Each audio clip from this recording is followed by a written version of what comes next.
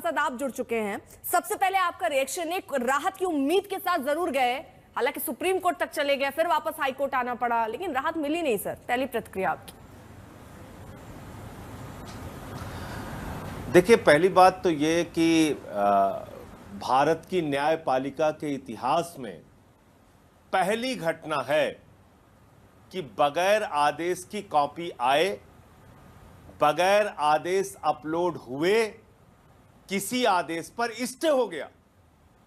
आपने कभी न्यायपालिका के इतिहास में सुना नहीं होगा। आपके लीगल एक्सपर्ट हैं संजय शर्मा जी, उनसे पूछ लीजिए, या कोई और अगर जानकार होगा उनसे पूछ लीजिएगा। कभी भारत के न्यायपालिका के इतिहास में कभी हमने सुना नहीं कि स्टे किस बात का दिया जा रहा है। ट्रायल कोर्ट से एक ऑर्डर होता है, जिस ऑर्डर में कहा जाता है कि ईडी बायस है, जिस ऑर्डर में कहा जाता है सेक्शन, आप ये जान लीजिए इस पीएमएलए के मामले में सेक्शन 45 की सुनवाई के बाद ही जमानत का प्रावधान है। यानी कि जज को संतुष्ट होना होगा कि यह व्यक्ति निर्दोष है। और आज से नहीं, बहुत लंबे समय से सुनवाई चल रही है ट्रायल कोर्ट में। अगर हम सुप्रीम कोर्ट सीधे जाते हैं तो सुप्रीम कोर्ट भी कहता है पहले ट्रायल कोर्ट जाओ। यानी देश के माननीय सर्वोच्च न्यायालय को भी यह लगता है कि सबसे सही सुनवाई की जगह ट्रायल कोर्ट है। इस ऑर्डर में क्या लिखा गया? कहा गया कि देश के मुख्य न्यायाधीश महोदय कहते हैं ट्रायल कोर्ट बेल देने में विलंब करती हैं, बेल देने में कोताही करती हैं, बेल देने में हीला हवाली करती हैं, जिसके कारण से हाई कोर्ट और सुप्रीम कोर्ट पे बोझ बढ़ रहा है। ये सारा जिक्र उन्होंने अपने ऑर्डर के अंदर किया है, जो ट्रायल कोर्ट का ऑर्डर है न्याय बिंदु जी का। आप देखिए, एक जज को पूरी की पूरी भारतीय जनता पार्टी गाली देने में लग गई, जिसने बेल दिया अरविंद केजरीवाल को। और जब वो हाई कोर्ट पहुंच गई उसके खिलाफ मोदी सरकार की ईडी, तो ईडी ने बगैर आदेश रखे, बगैर ऑर्डर की कॉपी रखे स्टे ले लिया। किस बात का स्टे ले लिया? और उससे भी बड़ी बात कि जब हम सुप्रीम कोर्ट गए तो माननीय सर्वोच्च न्यायालय ने हाई कोर्ट के बारे में टिप्पणी की है कि जो गलती हाई कोर्ट ने किया वो गलती हम नहीं करेंगे। यानी कि हाई कोर्ट ने बगैर आदेश की कॉपी के जो आदेश दिया वो गलत था और वो गलती हम नहीं करेंगे। जब हमारे जज ने कहा, जब हमारे वकील ने कहा जज साहब से कि आप हाई कोर्ट का ऑर्डर जो आया है, आने वाला है, जो लोअर कोर्ट का जो ऑर्डर है उसके बारे में सुनवाई कर लीजिए, तो उन्होंने कहा नहीं, जब तक हाई कोर्ट का ऑर्डर नहीं आ जाता तब तक हम इस पर सुनवाई नहीं करेंगे। ये तो सुप्रीम कोर्ट कह चुका है कि आदेश की कॉपी आए बगैर आदेश देना एक गलत फैसला था और ये अनयूजुअल है, असम्मान है, अप्रत्याशित है। तो जब इस तरीके से ईडी एक आदमी के पीछे पड़ के काम करेगी, अरविंद केजरीवाल के प्रति दुर्भावना के साथ काम करेगी, बायस के साथ काम करेगी, तो आप क्या कर सकती हैं बताइए? तो मैं तो ये मानता हूं सीधे तौर पे कि पूरा देश इस बात को देख रहा है, भारतीय जनता पार्टी को देख रहा है। एक जज जो किसी के पक्ष में फैसला दे दे उसको गाली देने के लिए सारे लोग इकट्ठा हो जाते हैं, ट्विटर पे गालियां देते हैं, फेसबुक पे गालियां देते हैं, वीडियो बना बना के गालियां देते हैं। ठीक, फिर तो ट्रायल कोर्ट कोई काम ही नहीं कर पाएंगे। नहीं सर, ये हर कुछ अपने हिसाब से क्यों? अभी आपने कह दिया कि निचली अदालत से फैसला आया तो हर कोई उन जज को गाली देने लग गया। अभी हाईकोर्ट ने अगर इस पर स्टे लगाया तो आपको तो वो फैसला भी पसंद नहीं आ रहा ना। आप ये कह रहे हैं कि एक तरफ से ईडी जो है वो ऐसे कैसे कर ले रही है, ईडी सब कर रही है, आपको निचली अदालत पर आज भरोसा है, लेकिन आप हाईकोर्ट पे भरोसा नहीं कर पा रहे। आप भी अपनी सुविधा के हिसाब से पसंद कर रहे हैं ना। निचली अदालत से अगर नहीं होता आपके हाथ में नहीं आता। मैं पूरा भरोसा, मेरी मदद कीजिए प्लीज, मेरी थोड़ी मदद कीजिए, आप मुझे बताइए, मैं पूरा भरोसा करना चाहता हूं। किस बात पे भरोसा करूं? आपके सामने मैं कोई विषय लाऊं ही नहीं और कहूं कि इस काम के लिए आप स्टे दे दीजिए। आप हाई कोर्ट हैं, देश के उच्च न्यायालय है, दिल्ली के उच्च न्यायालय हैं। मेरी मदद कीजिए, कोई समझा दे, कोई अधिवक्ता, कोई जानकार, कोई न्यायपालिका का पूर्व जज, कोई तो समझा दे कि बगैर आदेश की कॉपी के किस बात पे कोई जज स्टे दे सकता है।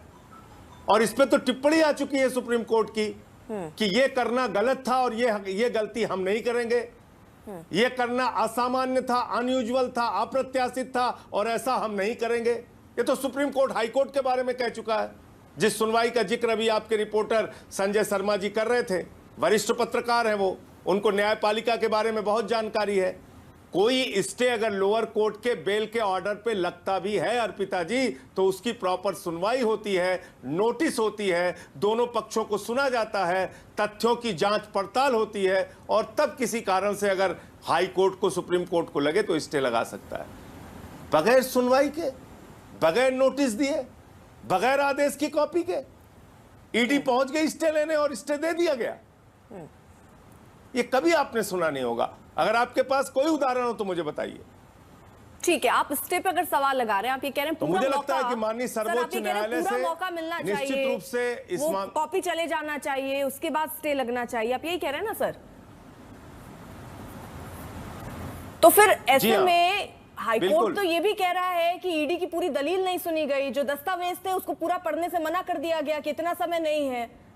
फिर वो ये क्या? जज का अधिकार होता है अर्पिता जी, ये जज का अधिकार होता है। नहीं, हाईकोर्ट की टिप्पणी पे बात कर रही हूं। जज महोदय के सामने जाऊं, के लिए ये कहा गया है ना कि वो दस्तावेज पूरे नहीं पढ़ेगा सर। अर्पिता जी सुनिए, तो सवाल आपने अच्छा पूछा, तो सुन तो लीजिए जवाब। आपने बहुत अच्छा सवाल पूछा।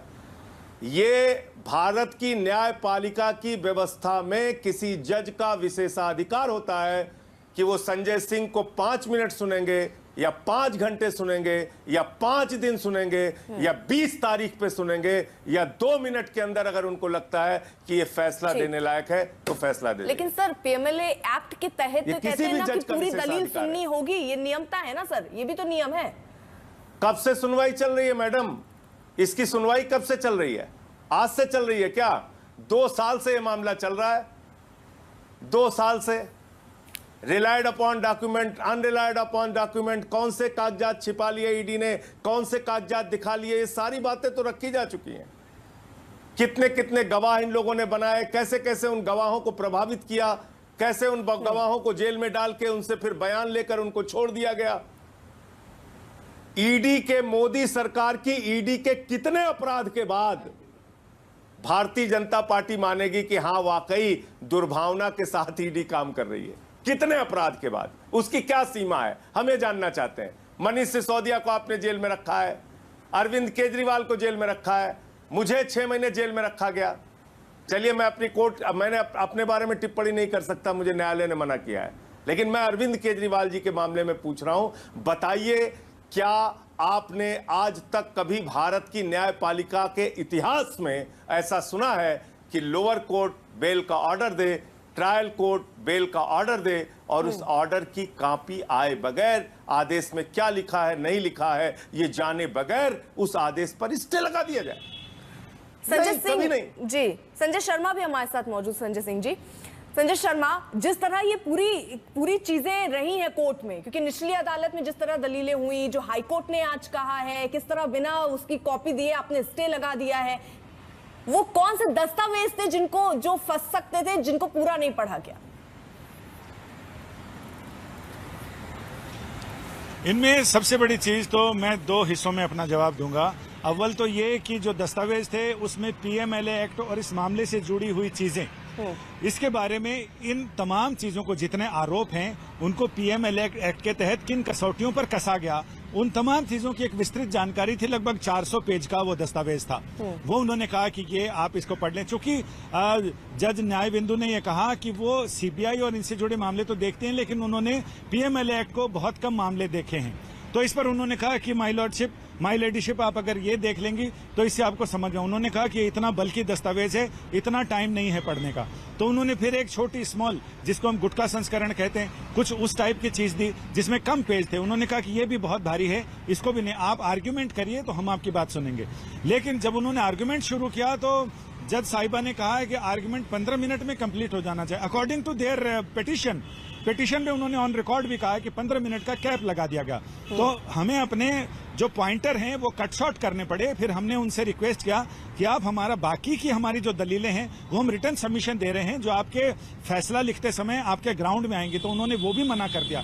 ये तमाम चीजें उन्होंने हाई कोर्ट में भी रखी। और जहां तक ये जो दस्तावेज थे, इसमें सिर्फ ये मान लिया जाए कि जो ये मामला है, करंट मामला है, ये पीएमएलए एक्ट की अलग अलग धाराओं की कसौटी पर कहां कहां कैसे कैसे कसा जाता है उसका जिक्र था। उसको पढ़ने के बाद एक तस्वीर साफ हो जाती कि आखिर ये मामला पूरा क्या है। तो नट शेल में सब कुछ जज साहिबा को पता लग जाता। लेकिन उनको सिर्फ 2 ही दिन के लिए वो वेकेशन में जज हुए थे, तो उनका ये कहना था कि मैं अपने ही 2 दिन के कार्यकाल में और इसमें मैं निपटा देना चाहती हूँ, इसको फैसला कर देना चाहती हूँ। तो उनकी इच्छा थी कि वो फैसला सुना कर जाएं। तो वो ऐतिहासिक फैसला उन्होंने सुनाया। और जहां तक संजय सिंह जी बात कर रहे थे कि जज का विवेक होता है, जज का विवेक तो होता है, न्यायपालिका का विवेक होता है, लेकिन एक प्रक्रिया के तहत बह के चलता है वो, लिबर्टी विद इन लिमिट।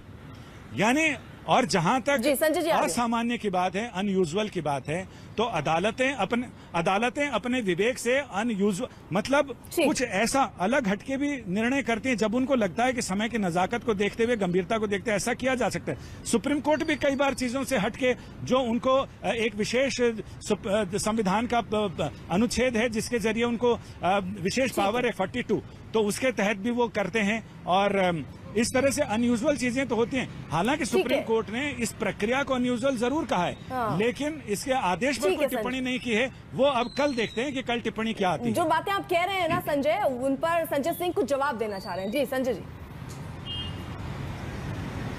जी बिल्कुल। हमारे मित्र संजय शर्मा जी बहुत अच्छे जानकार हैं, इनको अदालती मामलों की खूब जानकारी है। बहुत बेचैन थे राजू साहब अपने बातें कहने के लिए, एकदम तड़प रहे थे, परेशान थे। वो कह रहे थे मैं खूब बहस करना चाहता हूं, खूब बहस करना चाहता हूं। न्याय बिंदु जी ने कहा ठीक है करिए, जो सुनाना है सुनाइए। बोले हम लिखित आर्गुमेंट देना चाहते नहीं, वो हम टालना नहीं चाहते, डेट नहीं देना चाहते, आपको जो कहना है कीजिए, कहिए। ये तो अरविंद केजरीवाल का केस हो गया। संजय शर्मा जी ने मेरा केस भी कवर किया था, उसमें जज साहब ने कहा पूछ के आओ, बताओ कितनी देर बहस करना है, बहस करना है तो तारीख देंगे, बहस करो, जो कुछ भी कहना चाहते हो कहो। कहते हैं बहस नहीं करनी, बहस नहीं करनी। आपने न्यायपालिका का, न्याय व्यवस्था का, कानून का मजाक बना लिया है। जब आपको मन आएगा बहस करनी है, जब आपको मन आएगा लिखित आर्गुमेंट देना है, जब आपको मन आएगा तारीख लेना है, जब आपको मन आएगा तारीख पे तारीख, तारीख पे तारीख लगा के एक आदमी को जेल में सड़ाना है। अरे वो दिल्ली के मुख्यमंत्री हैं, कोई आतंकवादी नहीं है कि वो देश छोड़ के भाग जाएंगे या बाहर निकलेंगे तो गोलियों से सबको भूनने लगेंगे। इतनी दुर्भावना क्यों है? मतलब इतनी। अरविंद केजरीवाल के बारे में सुप्रीम कोर्ट ने टिप्पणी किया कि उनका कोई ट्रैक रिकॉर्ड क्राइम का नहीं है, उनसे कोई समाज को खतरा नहीं है। जब उनकी बेल वो दे रहे थे, इंटरिम बेल, उस समय के सुप्रीम कोर्ट का कमेंट है उनके बारे में।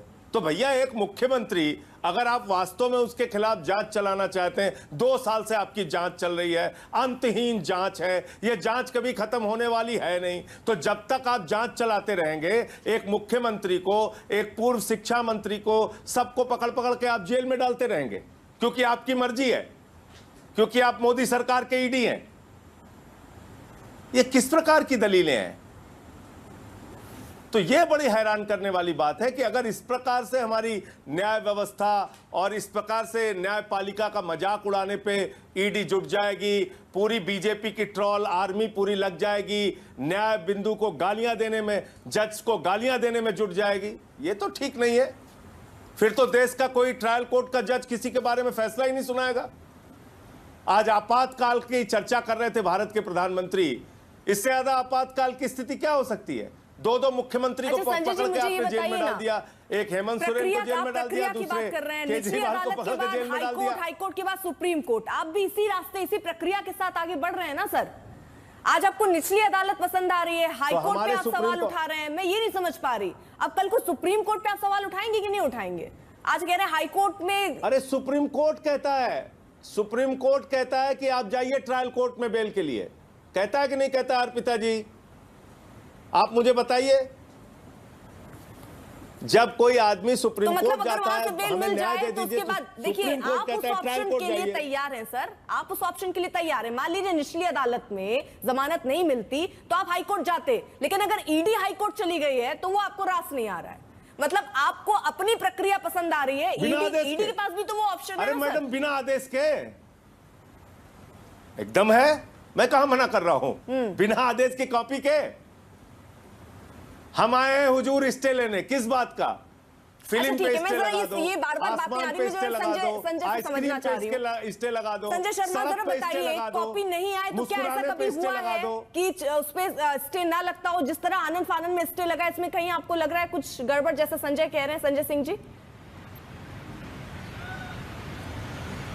हाँ, अदालतों में आमतौर से कई बार ऐसा होता है। संदेश खली वाले मामले में बिना अदालत का फैसला हुए सुप्रीम कोर्ट आ गई थी पार्टियां, और यहाँ पर फिर, लेकिन ऐसा है कि जब निचली अदालत का आदेश आए बिना ईडी यहाँ हाई कोर्ट पहुंच गई, तो यहाँ का आदेश आए बिना अरविंद केजरीवाल भी तो सुप्रीम कोर्ट पहुंचे, सर, और अदालत ने, जहां संजय तक जी मेरी ध्यान से सुनिएगा समझ है, और फिर जवाब दीजिएगा।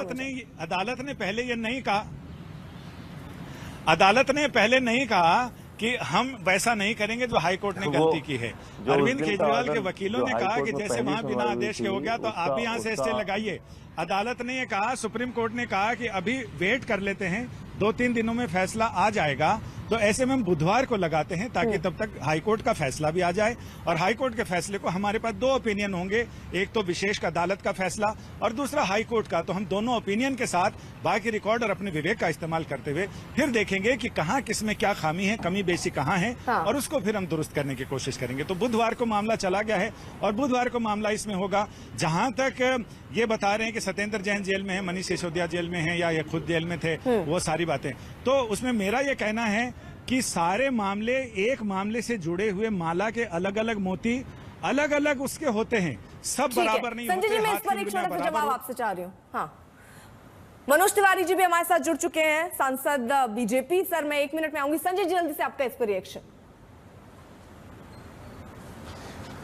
देखिए, मैं फिर दोहरा रहा हूं अपनी बात को कि जो सुप्रीम कोर्ट की टिप्पणी है हाई कोर्ट के बारे में, वो अपने आप में बहुत गंभीर है कि अगर सुप्रीम हाई कोर्ट ने यह गलती की कि बगैर आदेश की कॉपी के कोई आदेश दे दिया, बगैर ऑर्डर की कॉपी देखे कोई ऑर्डर दे दिया, तो वो गलती हम नहीं करेंगे। पहली बात, सुप्रीम कोर्ट ने हाई कोर्ट की इस कार्रवाई को गलती माना है। दूसरी बात, उन्होंने कहा यह अनयूजुअल है, असामान्य है। तो मैं तो सिर्फ यही पूछना चाहता हूं, इस देश में तमाम आतंकवादी जेलों में बंद हैं, स्टे का जो फैसला तमाम था, वो भ्रष्टाचारी जेलों में बंद है, असामान्य माना है सर। लेकिन ये जो फैसले की कॉपी को लेकर आप कह रहे हैं, उस पर स्पष्ट किया गया, कई बार ऐसा हो जाता है, जैसे संदेश खाली का भी उन्होंने एग्जाम्पल दिया, संजय शर्मा ने, कई बार ऐसा हो जाता है सर, जिसको आप बार बार कोट कर रहे हैं। खैर, बहुत बहुत शुक्रिया संजय जी हमारे साथ जुड़ने के लिए।